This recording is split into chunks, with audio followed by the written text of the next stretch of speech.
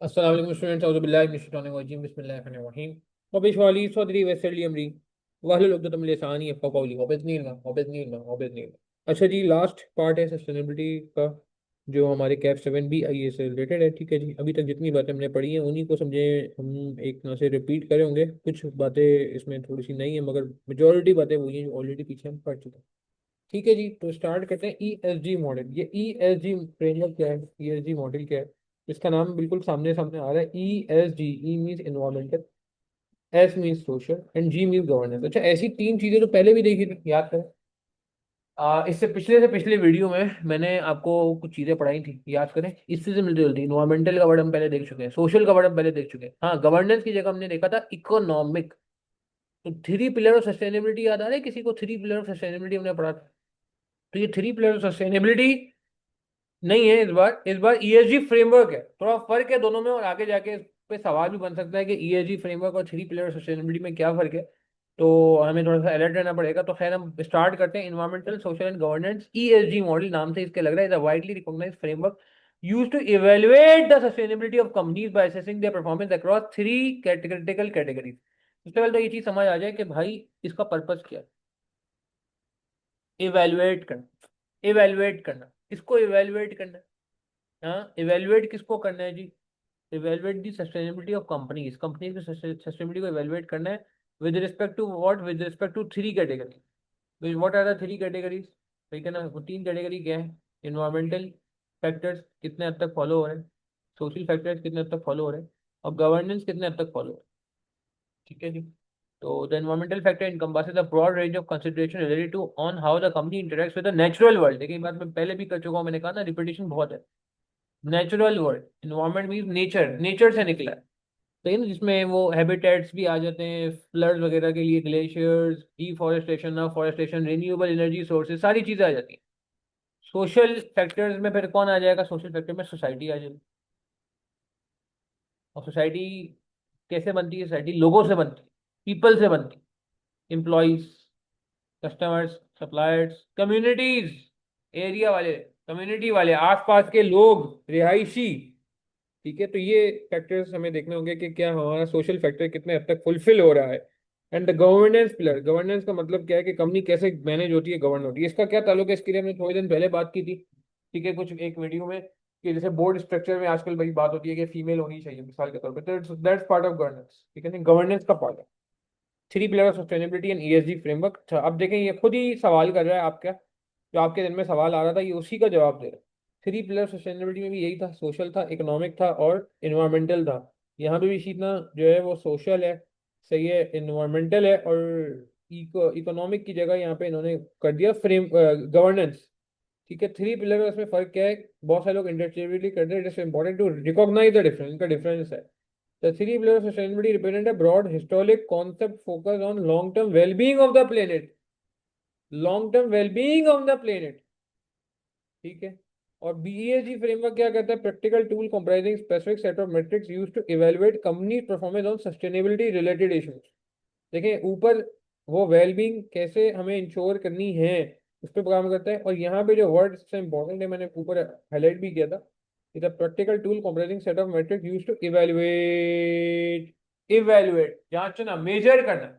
और अभी आपको मेजरिंग नजर भी आएगी, इन्वायरमेंटल फैक्टर्स को मेजर करना कैसे, सोशल फैक्टर को कैसे मेजर करना है, गवर्नेंस फैक्टर को कैसे मेजर करना है, इस पे सवाल बन सकता है ESG मॉडल के थ्रू। तो दोनों को बाइफरकेट कर लेते हैं। एक तरफ वो कह रहा है कि भाई हमें long term wellbeing of the planet को देखना है, और दूसरी तरफ वो कह रहा है कि हमें इवेल्युएट करना है कि हमारी परफॉर्मेंस कैसी चल रही है। एक तरफ परफॉर्मेंस की इवेल्युएशन है, जांचना है, जांच पड़ताल है, मेजरमेंट है। और एक में ये है कि लॉन्ग टर्म व्यू हमारे पास होना चाहिए, हम उसको इनकरेज कैसे करें। यहाँ पे ये कि इवेल्युएट कैसे करेंगे, दोनों में फर्क है, पेपर में सवाल आ सकता है। अच्छा, इन्वायरमेंटल फैक्टर्स को कैसे इवेलुएट करेंगे कि आपका इन्वायरमेंटल कॉन्ट्रीब्यूशन कैसा है? तो बहुत आसान है, कोई मुश्किल बात नहीं है इसको, लेकिन याद करना होगा, मगर इतना मुश्किल एरिया नहीं है। इन्वायरमेंटल पॉलिसी है या नहीं है? अगर जाहिर सी बात है इन्वायरमेंटल पॉलिसी है तो अच्छी बात है। अगर इन्वायरमेंटल पॉलिसी बनाई नहीं है हमने, हम बहुत सारी चीज़ों की पॉलिसी बनाते हैं, फिक्स एसेट्स की पॉलिसी बनाते हैं, बैंक पेमेंट की पॉलिसी बनाते हैं, इंश्योरेंस की पॉलिसीज हमारे पास होती हैं, ठीक है ना, ये सारी पॉलिसीज हमारे पास होती है। तो क्या हमने इन्वायरमेंट की पॉलिसी बनाई है? अगर हमने इन्वायरमेंट की पॉलिसी बनाई है, इट शोज कि हमारा इन्वायरमेंटल फोकस बहुत अच्छा है। और अगर नहीं बनाई है तो इसका मतलब है कि हमारी इन्वायरमेंट पे सिर्फ जबानी जब आप खर्चे और काम का कोई हम काम नहीं, और हमारा कोई काम वाम नहीं है, सिर्फ नंबर बनाने के लिए काम करते हैं। हम पहले पढ़ चुके हैं ग्रीन वॉशिंग और भी हमने कुछ चीजें पढ़ी थी।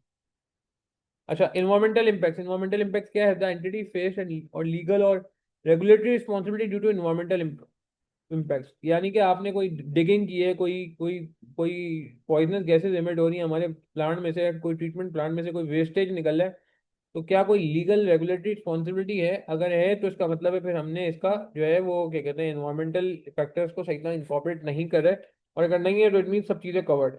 रॉ मटेरियल के बारे में कैसे करेंगे? देखिए, रॉ मटेरियल को देख के ही पता चलता है आप कितने सस्टेनेबल हैं। अगर तो आपका रॉ मटेरियल का यूजेज जो है वो बड़ा कंट्रोल्ड है, कंट्रोल समझते हैं कि उसमें कंट्रोल का क्या मतलब होता है कि उसमें वेस्टेज ज्यादा नहीं आ रहा है, तो इट मीन गुड थिंग। दूसरा ये कि आप कितना नॉन रिन्यूएबल रिसोर्स यूज कर रहे हो। अगर आप नॉन रिन्यूएबल रिसोर्स फ्यूल वगैरह ज्यादा यूज कर रहे हो, ऑयल गैस वगैरह ज्यादा यूज कर रहे हो, तो इसका मतलब है कि आप तो सस्टेनेबिलिटी में कंट्रीब्यूट नहीं कर रहे हो, उल्टा सस्टेनेबिलिटी को नुकसान पहुंचा रहे हो। फिर आप रिसाइकल रॉ मटेरियल कैसा यूज करोगे? रिसाइकल रॉ मटेरियल का मतलब है कि वो वेस्ट से बनता है, वो री इस्तेमाल हो जाता है, वो रीयूज हो जाता है, तो इट शोज कि आप सस्टेनेबल हो। Very good. Supply chain miles, for example, total distance in miles or kilometer that raw material products goods travel from supplier to the company's premises or manufacturing facility, तक जितना ज्यादा distance होगा उतना unsustainable है, क्योंकि उतना ज्यादा फ्यूल, उतना ज्यादा नेचर को नुकसान पहुंच गया होगा, उतना ज्यादा ग्लोबल वार्मिंग हुई होगी उस फ्यूल के बर्न होने की वजह से, जिसके तहत हमारा माल वहां से दूर से वेंडर के प्रेमिसेस से हमारे पास आता है। तो अगर बहुत ज्यादा माइल्स की जो है ना क्या कहते हैं यहाँ पे इन्वॉल्वमेंट है, तो इसका मतलब है अनसस्टेनेबल काम कर रहा है। तो ये भी आप देखें, सस्टेनेबिलिटी चेक हो रही है कि आया इन्वायरमेंटल पॉलिसी है, तो इसका मतलब है कि हमने इन्वायरमेंट के लिए कुछ ना कुछ काम तो किया, कोई पॉलिसी तो बनाई, पॉलिसी बनाएंगे तो डिस्ट्रीब्यूट होगी तो एक्ट होगी, वरना तो कुछ भी नहीं होगा ऑर्गेनाइजेशन लेवल पे।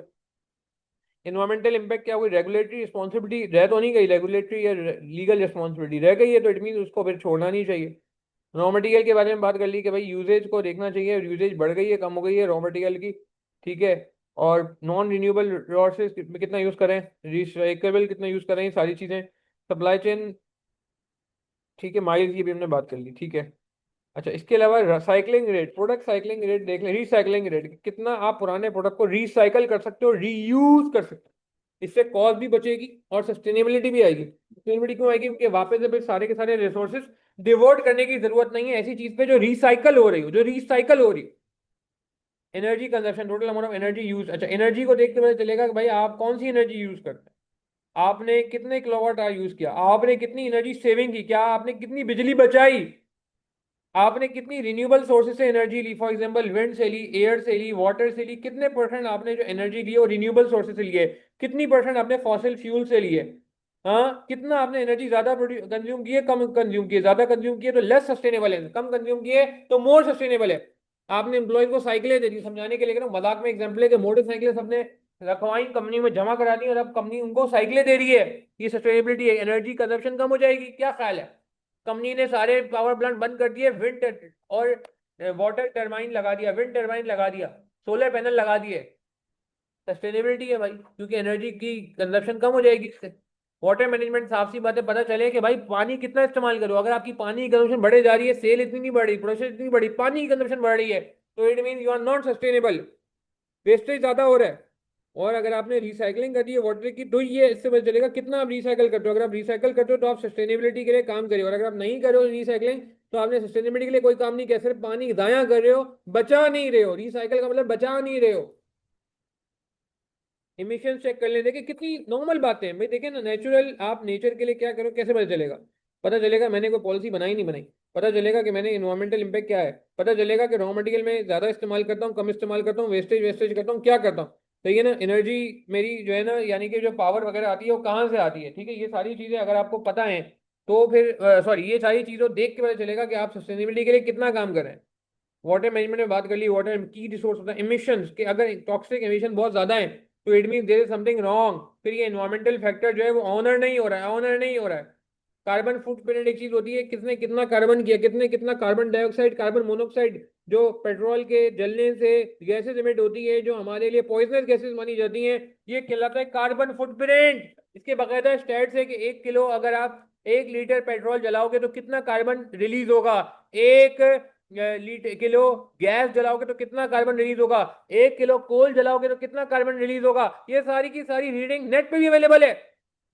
तो आप ये देख लो कि यार आपका टॉक्सिक एमिशन कितना है, कार्बन फुटप्रिंट कितना है, उससे आपको पता चलेगा कि आप इंप्रूवमेंट की तरफ जा रहे हैं या इंप्रूवमेंट की तरफ नहीं जा रहे हैं। ईएसजी फ्रेमवर्क में इवेलुएट करना है ना, जांचना है, तो इमिशन से इवेलुएट हो जाएगा। अगर तो इमिशन कम हुए तो इवेल्युएशन में आएगा कि हाँ जी अच्छी कंपनी है, एनवायरमेंट के लिए केयर कर रही है, और अगर इमिशन बढ़ गए हैं तो हम कहेंगे कंपनी ज्यादा अच्छी नहीं है। इवेल्युएशन में आएगा कि सस्टेनेबिलिटी के लिए कोई खास काम नहीं हो रहा, ईएसजी मॉडल के हिसाब से आप फेल हो गए, फेल हो गए।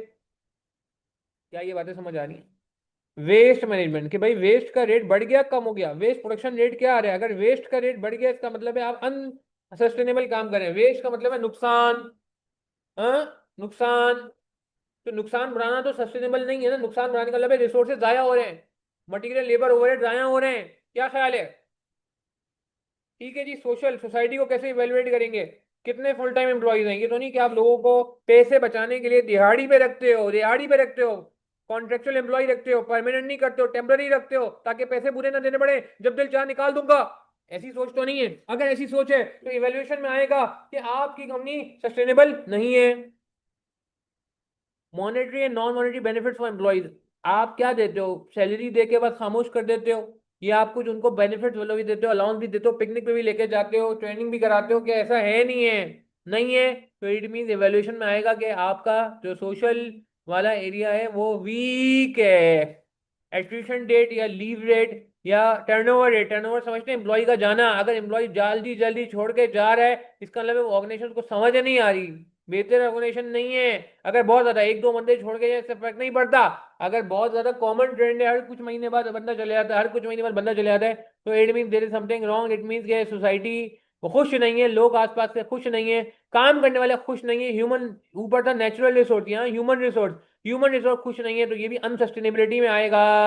ट्रेनिंग डेवलपमेंट आवर्स बढ़ रहे हैं कम हो रहे हैं? ये तो नहीं ट्रेनिंग सिर्फ मखसूस 4 लोगों को कराई जा रही है, बाकी पूरी ऑर्गेनाइजेशन के 400 लोगों को कोई ट्रेनिंग नहीं जा रही। अगर ऐसा है तो इसका मतलब है आप सही काम नहीं कर रहे हो। आपका इवेल्युएशन में आएगा कि आपका जो सोशल जो है ना क्या कहते हैं कि एलिमेंट है वो वीक है, वो वीक है।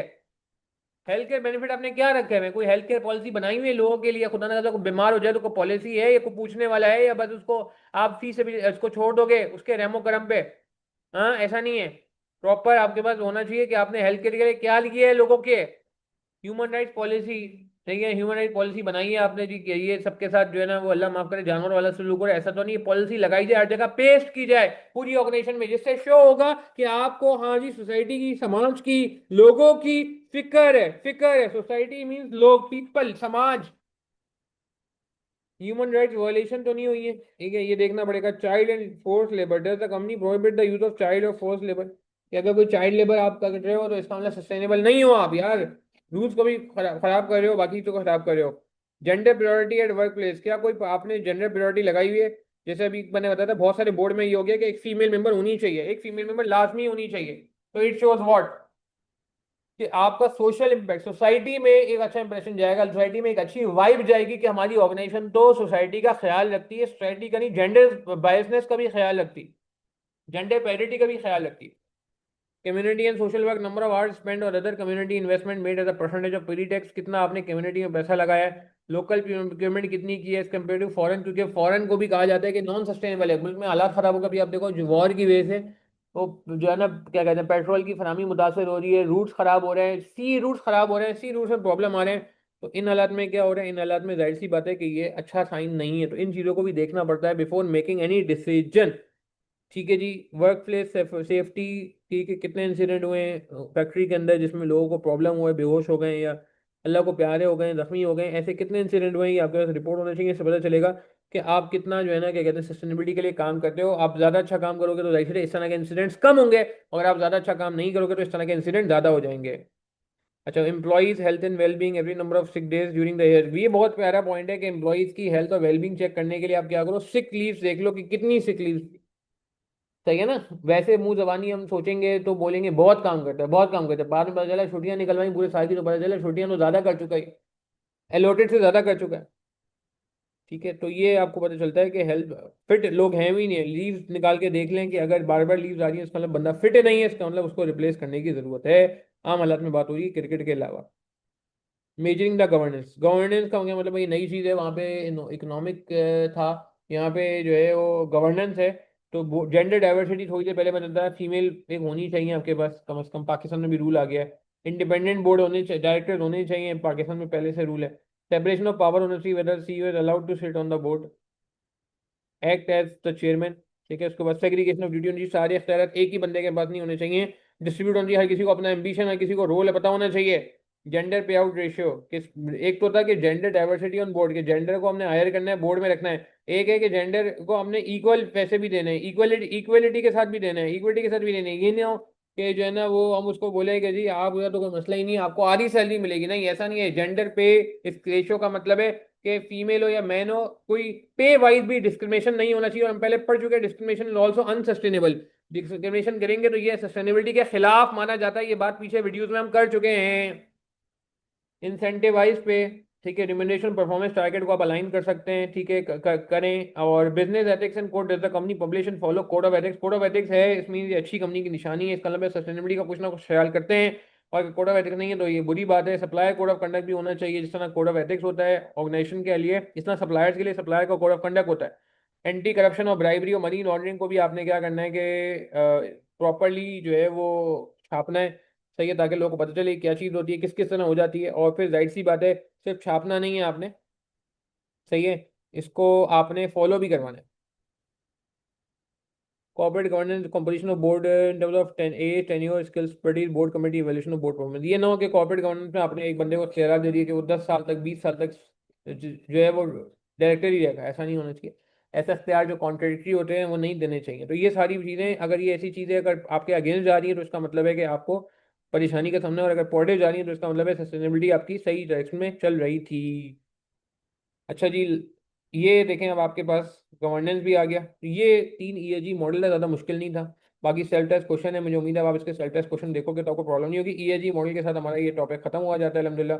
सही है, 3 पिलर्स अलग चीज़ थी जिसमें वो लॉन्ग टर्म वेलबींग को टारगेट करे, तो यहाँ इवेलुएट करना, इवेलुएट कैसे करें, इन सब चीज़ों को देख के इवेलुएट होगा कि क्या ये पॉजिटिव जा रहे हैं नेगेटिव जा रहे हैं। अगर ये पॉजिटिव जा रहे हैं यानी कि आपके फेवर में जा रहे हैं तो इसकी सस्टेनेबिलिटी ज़्यादा सही चल रही है, इवेल्युएशन पॉजिटिव आ रही है। और अगर हम ये सारे नेगेटिव पॉइंट जा रहे हैं, अगेंस्ट जा रहे हैं, तो इसका मतलब सस्टेनेबिलिटी का ज़्यादा काम नहीं हो रहा। अपना ख्याल रखिएगा, दुआ में याद रखिएगा।